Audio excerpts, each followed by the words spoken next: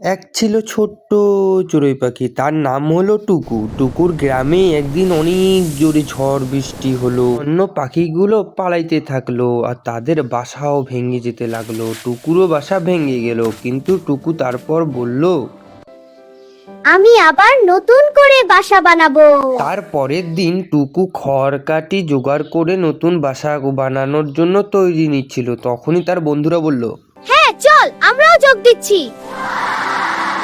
কয়েকদিনের মধ্যে সবারই বাসা আবার ঠিক হয়ে গেল। তারপরে তার বন্ধুগুলো তাকে ধন্যবাদ দিল। ছোট পাখি, অনেক ধন্যবাদ। তোমাদের ধন্যবাদ। ঝড় আসবে, কিন্তু আমরা কখনো হাল ছাড়বো না। মনে রাখবে বন্ধুরা, সাহস আর চেষ্টা থাকলে সবই সম্ভব।